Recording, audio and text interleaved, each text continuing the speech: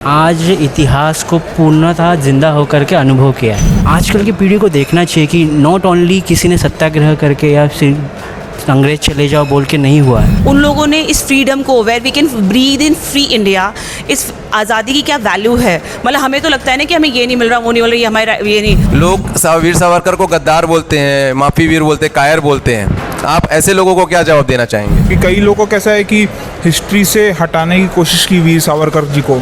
वे साले सब लतखोर हैं। सच बताऊं तो अगर कांग्रेसी अपने सच में माँ का दूध पिया हो। वहाँ पे आप जाके मुझे दिखाइए, एक गया है दिल्ली का कुत्ता, कहूंगी मैं उसको कुत्ता, दिल्ली का कुत्ता। और वो तो अपने आप को भगत सिंह का चेला कहते हैं। हाँ भाई, सही में अगर वो जनेऊधारी हैं तो उसका पालन करें, उसको अंगीकार करें और उसको चित्त में धारण करते हुए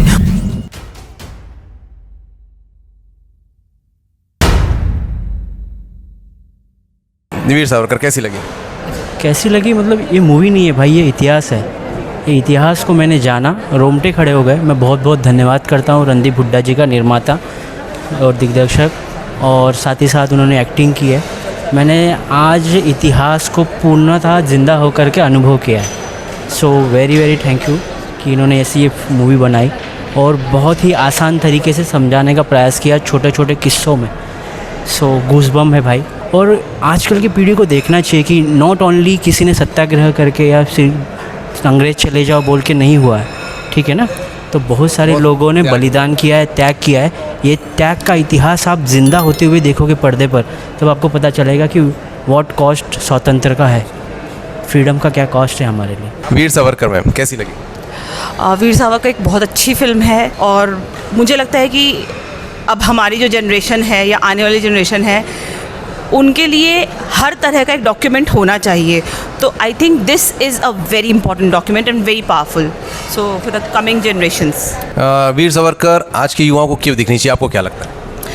वीर सावरकर आजकल के युवाओं को इसलिए देखनी चाहिए बिकॉज़ मैंने अब तक जितनी फिल्में देखी हैं, हमने बहुत मॉडर्न वे में देखी है। जैसे अभी हाल फिलहाल में हमने खुद ही 3 से 4 फिल्में पुलवामा अटैक के ऊपर देख ली। तो that is a very modern scenario जो हम आज की जनरेशन रिलेट कर पाते हैं। लेकिन जेन्युइनली मतलब हमारे जो एंसेस्टर्स थे, उन लोगों ने इस फ्रीडम को, where we can breathe in free India, इस आज़ादी की क्या वैल्यू है। मतलब हमें तो लगता है ना कि हमें ये नहीं मिल रहा, वो नहीं मिल रहा, ये हमारा ये नहीं, हम कितना एकदम झंडा लेके खड़े हो जाते हैं। बट उन लोगों को तो पानी नहीं मिलता था, खाना नहीं मिलता था, they didn't have air to breathe, you know. तो आई थिंक कि उन लोगों ने जो हमारे लिए सैक्रिफाइस किया है, उसे बार बार इस जनरेशन को, इन कमिंग जनरेशन्स को नॉक करके बताने की ज़रूरत है। आई think this is a brilliant effort. I think this is a brilliant effort. बेटा कौन सी मूवी देख के आ रहे हो? वीर सावरकर कैसी लगी आपको? बहुत अच्छी थी। आप वीर सावरकर जी के बारे में पहले जानते थे? नहीं, कभी नहीं। अभी जान। आपको स्कूल में वीर सावरकर जी को पढ़ाया नहीं जाता उनके बारे में? नहीं, अभी 4th स्टैंडर्ड में हूँ इसलिए। अच्छा। हाँ। लेकिन आपको वीर सावरकर जी के बारे में पता चला, उनके त्याग के बारे में? हाँ, मुझे मैं बिलीव नहीं कर सकता हूँ कि वो 100 दिन प्रिजन में रहे हैं। वो तकलीफ हुई काला पानी का जेल में उनको देखकर? मुझे बहुत उदास हो रहा था। लोग वीर सावरकर को गद्दार बोलते हैं, माफी वीर बोलते हैं, कायर बोलते हैं। आप ऐसे लोगों को क्या जवाब देना चाहेंगे? पहले हजार दिन वो जेल में रहो, फिर पता चलेगा। और आधा दिन वो काला पानी में रहो, फिर पता चलेगा वीर सावरकर ने क्या क्या किया अपने लेख के लिए। सर कैसी लगी फिल्म आपको? खैर मुझे तो बहुत अच्छी लगी। वीर सावरकर के बारे में खैर मैंने तो बहुत पढ़ा है। Luckily I have studied a lot about Veer Savarkar. तो मूवी में तो वही सब बताया जो मैंने, क्योंकि कई लोगों को कैसा है कि हिस्ट्री से हटाने की कोशिश की वीर सावरकर जी को। बहुत सी चीज़ें जो मेरे को नहीं पता थी, जैसे जो भगत सिंह के बारे में बताया था उन्होंने, तो वो वाला किस्सा मेरे को नहीं पता था। तो I got to know today. मुझे तो पता ही नहीं था कि हिस्ट्री में ये सब ओमिट किया गया था। I mean what history we studied, I mean 10-15-20 years back हमने जो हिस्ट्री में पढ़ा था, we only knew 2 people, MK Gandhi and Jawaharlal Nehru. MK Gandhi and Jawaharlal Nehru. British got freedom, MK Gandhi, Jawaharlal Nehru. क्या कहेंगे आज के युवाओं को, इस फिल्म को क्यों देखे वो? इस फिल्म को देखना है क्योंकि हम हिंदुस्तानी हैं and we need to know our history because we stay here and हमारी जो पीढ़ी है because we are Indians and when we are situated in our mother land we need to know our history 10 out of 10। पहले तो मैं रणदीप हुड्डा साहब का बहुत बहुत आभार प्रकट करता हूँ। उन्होंने जो सच्चाई दिखाई है वो झकझोर देने वाली है और सबसे बढ़िया एक्टिंग किया है। उनका एक्टिंग मतलब एकदम सावरकर जो है वैसे ही दिख रहे थे, सेम। और पिक्चर में जो दिखाया है बहुत कुछ उसमें हमको नहीं पढ़े थे इतिहास में, तो हमने वो सुना है सिर्फ कान से, लेकिन आज वो थोड़ा सा हमको ऐसा लग रहा था कि हम उस ज़माने में जाके जी रहे हैं पिक्चर देखते वक्त। तो सही में बहुत सुपर एक्टिंग किया है, बहुत सुपर मूवी है, सबको देखना चाहिए। और राष्ट्र प्रेम से ओतप्रोत ये मूवी बनाया है। सर कैसी लगी फिल्म आपको? बहुत अद्भुत लगी, बहुत अच्छी लगी।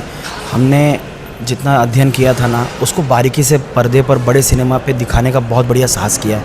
रणदीप हुड्डा जी और उनके पूरे टीम को बहुत बहुत धन्यवाद। और ये सिनेमा अपने आप में क्रांति करेगी अगर इसको सही मायनों में वे भी देखें जो ये सोचते हैं कि या फिर तथाकथित बहकावे में आके ये सोचते हैं कि सावरकर जी ने कुछ गलत किया या गलत लिखा पढ़ा, कुछ नहीं। उनको सबको देखना चाहिए, बारीकी से देखना चाहिए, समझना चाहिए। और इसके उपरांत वो सारे ग्रंथ भी अध्ययन करें जिसको पढ़कर, जिसको साथ लेकर अनेक क्रांतिकारियों ने देश के लिए बलिदान अपने आप कर दिया। सावरकर जी के कंट्रीब्यूट को बहुत सारे लोग इग्नोर करते हैं। आज भी जो है लोग उन्हें गद्दार और कायर जैसे शब्द से संबोधित करते हैं। तो ऐसे लोगों को आप क्या जवाब देना चाहेंगे? वे साले सब लतखोर हैं। सच बताऊं तो अगर कांग्रेसी अपने सच में माँ का दूध पिया हो तो वे जाकर उस कारागृह में 1 घंटा बिताकर चले आए। उन सबको कहना चाहूँगा अपनी कायरता का प्रमाण अगर नहीं देना है तो वो सच में अपनी माँ का दूध पिए हैं तो जाकर दिखाएं और तभी ये बोलें कि कौन कायर है कौन नहीं। अन्यथा वे सब भी राजनीति छोड़ दें और एक आम नागरिक की तरह जीवन बिताएं, क्योंकि उनको कोई अधिकार नहीं बनता जब तक वो स्वयं पीड़ा को नहीं झेले और उसके बाद बोले।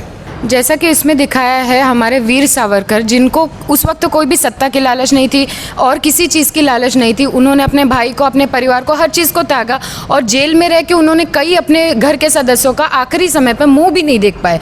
मैं कहती हूँ खुली चुनौती देती हूँ कांग्रेस को या किसी भी अन्य पार्टी को कि अगर आपके अंदर हिम्मत है तो आप मुझे जाकर दिखाइए जेल में और 1 हफ्ता रहकर दिखाइए, वो भी नॉर्मल सी जेल में जहाँ आपको VIP सेटिंग मिलती है, जहाँ पे आपके ही कहने पे ये कर्मचारी घूमते हैं, वहाँ पे आप जाके मुझे दिखाइए। एक गया है दिल्ली का कुत्ता, कहूँगी मैं उसको कुत्ता, दिल्ली का कुत्ता। सत्ता की भूख इतनी है उसके अंदर कि वो वहाँ से भी सरकार चलाने के लिए रेडी है। वो नहीं बोल रहा है कि मैं यहाँ से इस्तीफा दूंगा। अगर आपको इतना आपके ऊपर आपको पता है कि मैं सच के साथ हूँ, मैं सही कर रहा हूँ, तो आप दीजिए ना इस्तीफा। सरकार आपको कैसे, गवर्नमेंट आपको निकाल देगी? और वो तो अपने आप को भगत सिंह का चेला कहते हैं। हाँ भाई, जिनका रास्ता पकड़ कर आए थे ना अन्ना हजारी, वो खुद बेचारे रो रहे हैं कि मैं इसको समझा चुका हूँ, समझा के थक चुका हूँ, ये कुछ नहीं करने वाला है। और उसके आप मुझे देखिए जो उनके आने के बाद दिल्ली की स्थिति और बदतर हुई है।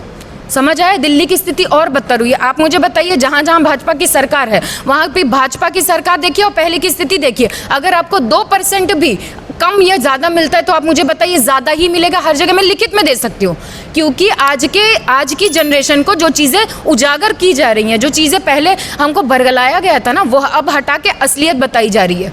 और अगर जिस दिन पूरी असलियत इतिहास का पन्ना खुलेगा उस दिन 0% एक व्यक्ति, राहुल और सोनिया खुद भाजपा ज्वाइन कर लेंगे।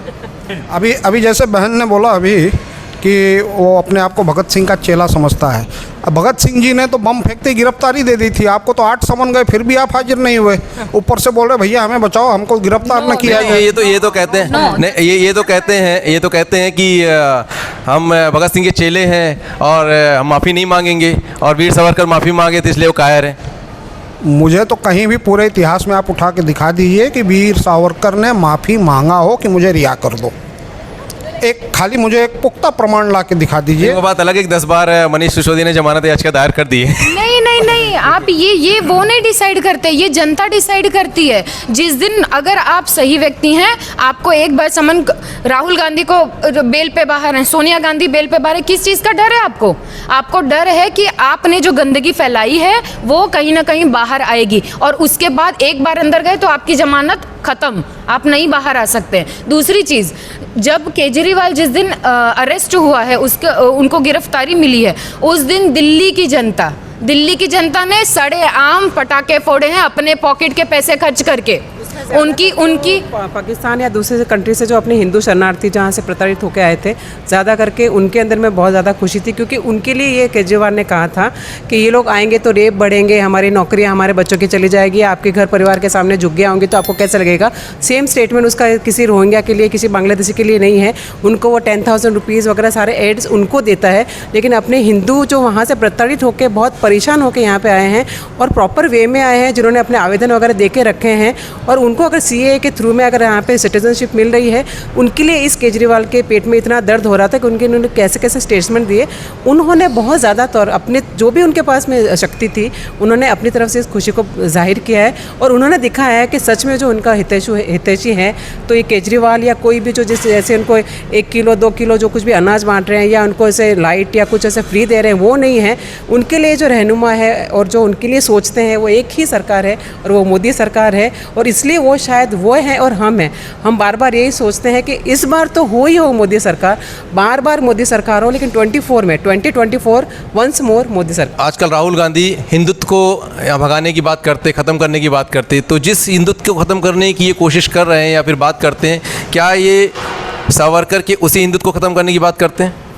बिल्कुल सही। और वो जो चोला पहन के घूम रहे हैं ना, उनको इतना ही कहना चाहूँगा कि सच में सो जो हिंदुत्व होता है ना, उसको स्वीकार करके दिखाएं, उसको अंगीकार करके दिखाएं।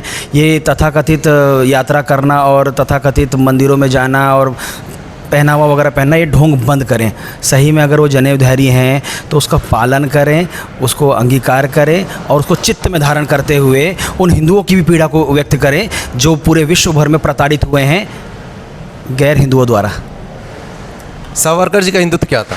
सावरकर का जो हिंदुत्व था वो प्योर हिंदुत्व था, जिसमें मानव कल्याण की बात होती थी। अपने अपने पूजा पद्धति को अपनाते हुए इस भारत भूमि में रहना है तो यहाँ की पूजा करना, यहाँ की संस्कृति का सम्मान करना है, यहाँ के परंपरा का सम्मान करना है, यहाँ के राष्ट्र पुरुषों का सम्मान करना है। और अंत में अगर बात आएगी देश की, तो सबसे पहले देश ही रहेगा और अंत में भी देश ही रहेगा, ये मानते हुए जो चलेगा वो हिंदुत्व सावरकर जी का हिंदुत्व है। स्वतंत्र वीर सावरकर जिंदाबाद, स्वतंत्र वीर सावरकर जिंदाबाद, अखंड भारत अमर रहे, अखंड भारत अमर रहे, भगत सिंह अमर रहे।